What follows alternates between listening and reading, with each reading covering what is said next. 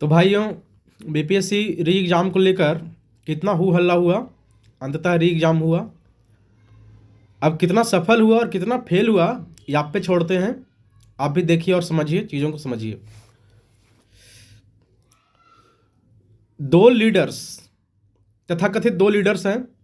एक है प्रशांत किशोर, एक है माननीय श्री पप्पू जी या पप्पू यादव जो सांसद हैं अभी।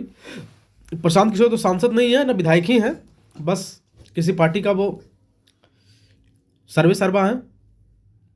एक आदमी गांधी मैदान में बैठ गए और एक आदमी रेल चक्का जाम करने के लिए बैठ गए।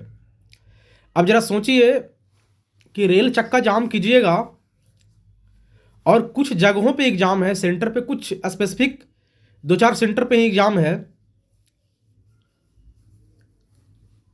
तो अगर आपको री एग्जाम को रोकना था या डिस्टर्ब करना था तो वह सेंटर पे जाते ना आप, कि यहाँ बच्चों को आप मोटिवेट करते कि आप प्लीज़ एग्जाम मत दीजिए, बहुत सारे बच्चों का भविष्य का खिलवाड़ हो रहा है या उसका भविष्य का सवाल है, आप जो भी आए हैं प्लीज़ एग्जाम ही मत दीजिए।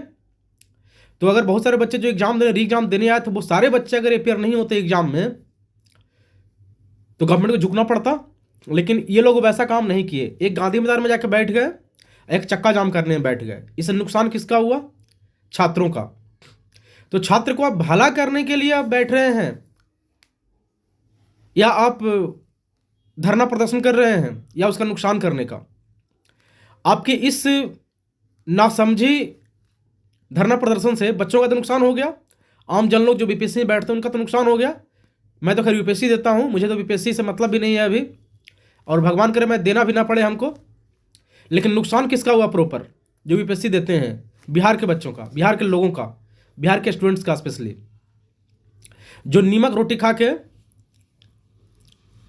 पानी भात खा के, भूखे प्यासे रह के कोचिंग इंस्टीट्यूट करते हैं, कोचिंग इंस्टीट्यूट में जाते हैं, पढ़ाई करते हैं, पटना में रह के या कहीं भी रह के, उनका तो नुकसान हो गया।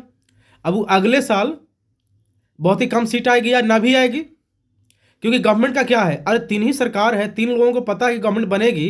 जैसे भाजपा है, आरजेडी और जेडीयू है, भाजपा आरजेडी जेडीयू, तो 2 को जन मिल जाएगा और गवर्नमेंट बन जाएगा। तो दोनों क्यों झुकना चाहेगा? ये गवर्नमेंट वाले क्यों झुकना चाहेंगे? क्योंकि उनको पता है कि 2 मिल जाएंगे तो गवर्नमेंट बन ही जाएगी, तो झुके क्यों? झुकने का मतलब ही नहीं बनता है। वोट के समय तो भर भर के आप वोट देने निकलिएगा, सबको वोट दीजिएगा ही। तो अभी आप समझना ये था ना कि जहां सेंटर पे एग्जाम हो रहा था उस सेंटर को डिस्टर्ब करना था ना, सहूलियत तरीके से, बिना हु हल्ला किए हुए सेंटर के चारों तरफ बैठ जाते आप। सेंटर में कैसे घुसता कोई? सेंटर के चारों तरफ गेट पे जाकर बैठ जाएंगे हम तुमको कुछ नहीं करेंगे। बिना हुड़दंग मचाए हुए, बिना तोड़फोड़ किए हुए सेंटर के गेट पे बैठेंगे हम लोग। कैसे नहीं डिस्टर्ब होता है एग्जामिनेशन सेंटर? कुछ लोगों को तो लगता है कम से कम कि सही चीज़ है। और अभी भी कुछ नहीं बिगड़ा है। अभी भी पप्पू यादव हों या फिर प्रशांत किशोर हों, आप प्लीज़ वहाँ से उठिए और उठ के बिहार के हर गांव में जाइए, वहाँ से भ्रमण करना शुरू कीजिए।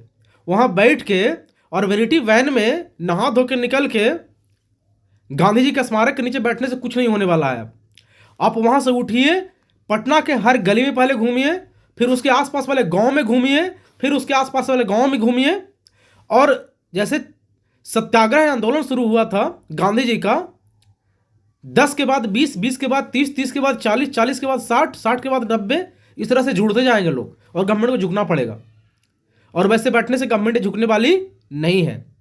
जय हिंद, जय भारत, जय भीम।